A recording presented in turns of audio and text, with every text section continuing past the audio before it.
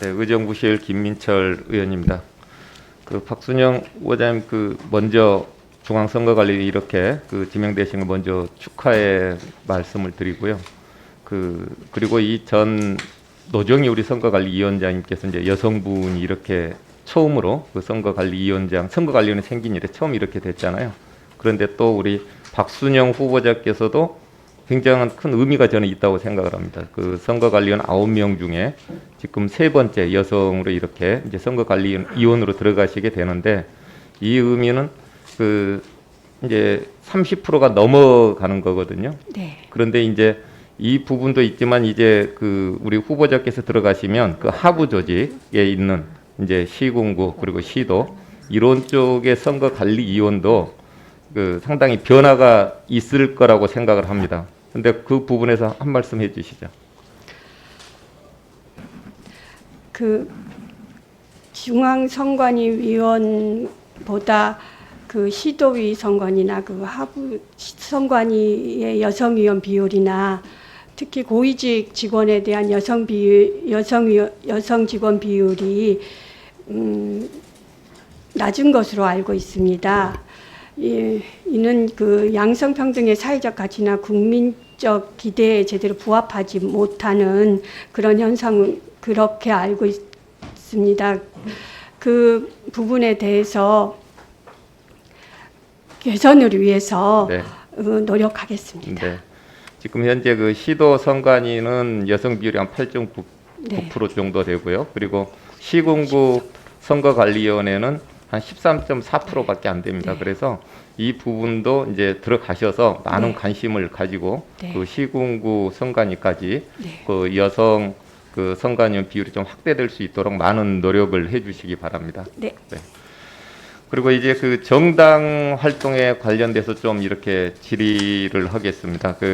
우리 선거관리위원회는 헌법에서 선거와 국민투표 공정한 관리, 정당에 관한 사무를 처리하기에 선거관리위원회를 둔다. 헌법 114조에 이렇게 되어서 이제 선거관리위원회가 구성돼서 이렇게 운영이 되고 있습니다. 그리고 거기에 따르는 이제 헌법 115조에는 각급 선거관리위원회는 선거의 임명부, 작성 등 선거 사무와 국민투표에 관하여 관계 행정기에 필요한 지시를 할 수 있다.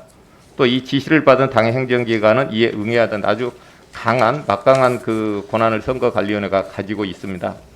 그래서 이제 질의를 하겠습니다. 혹시 정당이라는 개념을 혹시 어떻게 생각하고 계십니까? 정당법에 정당에 관한 규정을 두고 있습니다. 네, 정치학에서는 정당이란 국민사회의 정치 통합의 실질적인 조직 매체로서 동일한 정견을 가진 사람들이 그 정견을 실현시키는 자주적 계속적인 조직 단체라고 이렇게 이제 하고 있는데요. 네. 이 부분 왜 말씀을 드리냐면 지금 정당에 가입할 수 있는 사람과 없는 사람의 구분을 어떻게 하고 있는지 알고 계십니까? 네. 정당의 가입은 아까 네. 우리 존경하는 우리 이은주 의원께서 말씀하셨지만 가입 연령이 네, 이렇게 정해져 있고요. 또 네. 가입할 수 없는 사람들이 있습니다. 공무원과 이제 되게 네. 크게 보면 공무원과 교원 그리고 이제 피선거권자들은 이제 정당에 가입할 수 없도록 이렇게 되어 있습니다. 그리고 그 외에는 다 정당에 가입할 수 있죠. 네. 그러면 정당에 다 가입을 하게 되면 정당 가입자들은 당원이 되는 거거든요. 어느 정당이든. 그럼 당원의 역할이 있습니다. 혹시 정당에서 당원들의 역할을 혹시 알고 계세요? 간단하게 말씀을 드리면 국회의원 선거권이 있는 자는 공무원 그 밖에 신분을 이유로 정당 가입이나 정치 활동을 금지하는 다른 법령의 규정에도 불구하고 누구든지 정당 발기인 및 당원이 될 수 있다. 이제 이렇게 나와 있습니다. 그래서 정당법에서 정당을 가입하지 못하는 사람 외에는 모든 정당을 가입하도록 되어 있습니다. 그런데 제가 왜 이 질문을 드리냐면 요즘에 정당 가입 규제하는 그런 규정들이 각 기관 단체 이런 데서 상당히 많이 만들어지고 있습니다. 그래서 예를 들어보면 국토연구원 복무규정 같은 경우는 직원은 정당 기타 정치단체 결성에 관여하거나 이에 가입할 수 없다. 이렇게 되어 있다면 이런 부분은 정당법 위반입니까 아닙니까? 어떤 생각을 가지고 계세요? 제가 말씀하신 그 부분 실태를 아직 위원 후보자의 신분으로서 제대로 파악하고 있지 못합니다.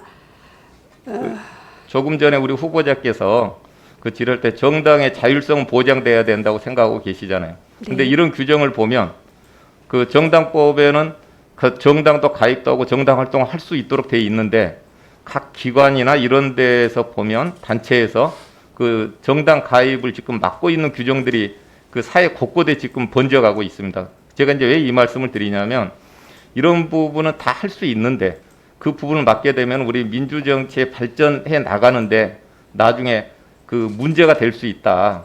이래서 제가 말씀을 드리는 거거든요. 그래서 이런 부분은 정당법 위반이라고 보십니까? 아니면 뭐 자율적인 해석으로 판단하시는 겁니까?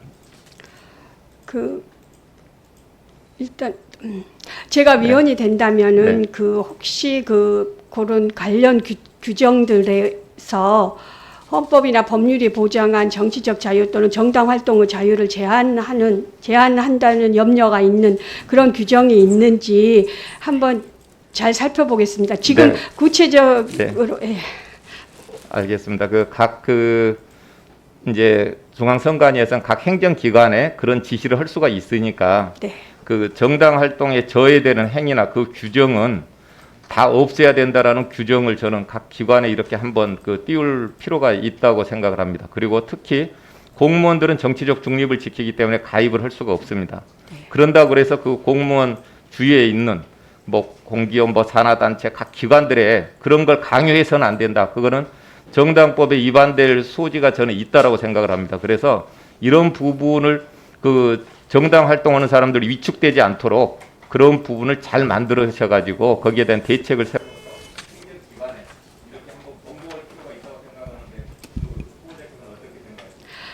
그 위원님께서 우려하시는 바에 충분히 공감합니다. 그 부분에 대해서 위원이 된다면 잘 살펴보겠습니다.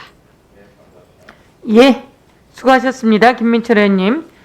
네, 김민철 의원입니다. 점심은 맛있게 드셨어요? 네. 네. 그 오전 질의에 약간 이어서 좀 쉬운 걸로 한번 여쭤보겠습니다. 지금 정당 활동의 자유는 보장돼야 되잖아요. 네. 그런데 지금 현재의 모든 그 통반장 그리고 뭐 주민자치위원 이분들은 정당 가입이 가능합니까? 가능하지 않습니까? 가능하지 않습니다. 정당 활동, 정치 활동 할 수 있는 거죠. 지금은 안 되는 것으로.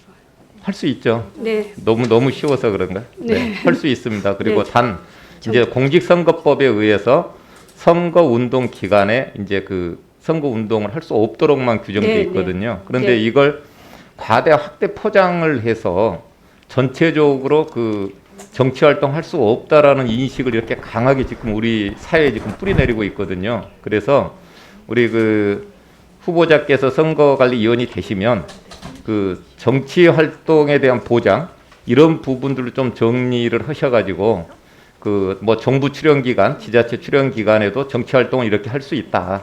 단 선거 운동 기간에 할 수 없는 사람들은 제가 다 할 수 있다. 이런 부분들을 좀 많이 더 홍보를 해 주신다면 그 청년, 여성 이런 그 부족한 부분들 이런 분들도 같이 나서서 적극적으로 할 수 있다. 그것도 해소하는 방법이라고 보거든요. 거기에 대해서 관심을 많이 가지실 수 있겠죠? 네. 네, 감사합니다. 그리고 그 오전에도 이제 이야기가 나왔던 건데 2022년 대선과 이제 지방선거 관련인데요. 네.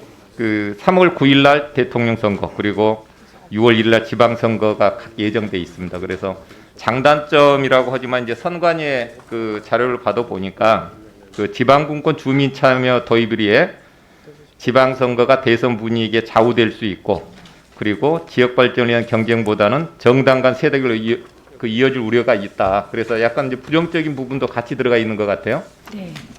그런데 이제 2018년도에 그 국회 이렇게 중앙선관위에서 보내온 자료에는 그 동시에 했을 때 한 1,535억 원 정도 이제 절감되는 효과가 있다. 이렇게 밝혔거든요. 그래서 여기에 대해서 우리 그 후보자께서는 동시 선거가 낫겠습니까? 아니면 그냥 그 자체 지금 있는 선거대로 치르는 게 낫겠습니까? 편하게 한번 말씀해 주세요. 제가 개인적으로 어느 것이 낫다라고 구체적으로 밝히기는 어렵습니다. 지금 말씀하신 예산 절감 효과는 분명히 동시 선거를 하면 사회적 비용 그만큼 상당히 절약되는 것은 맞습니다. 그런데 지방선거 선거운동 기간이 대통령 선거운동 기간과 그 선거일에 맞춰가지고 좀 늘어나는 효과 때문에 선거운동 비용이나 보존 비용이 늘어나서 비용 감소 부분이 상당 부분 상쇄되는 그런 효과도 있습니다. 네. 예. 네, 좋습니다. 이제 뭐 어떤 생각 아직 뭐 결정된 게 없으니까 제가 네. 이제 여기에 덧붙여 좀 설명을 드리자면 네.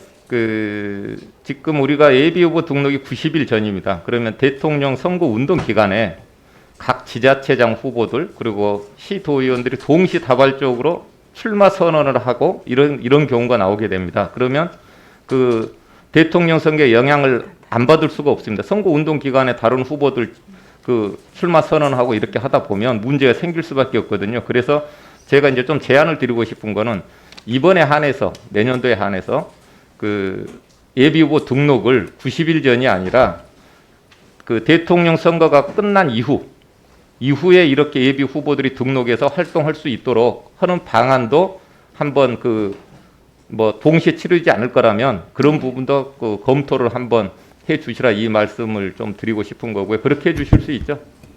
네, 검토해 보겠습니다. 네. 그리고 이제 한 가지 더 짤막하게 말씀드리면 지금 각 선관위에서 선거법 위반 행위의 이제 조치 현황을 이렇게 한번 쭉 봐봤어요. 최근 5년간. 그랬더니 뭐 경기도가 다른 지역에 비해서 월등히 많습니다. 선거법의 조치 사항도 이렇다 보면은 선거 사무 인력도 많이 늘어나야 되겠죠. 네.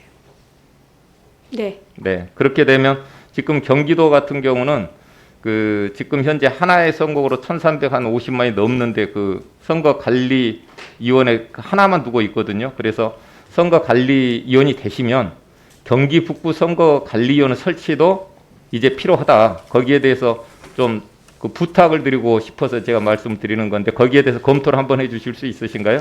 네, 의원님 지역사항을 잘 검토해 보도록 하겠습니다. 위원이 된다면.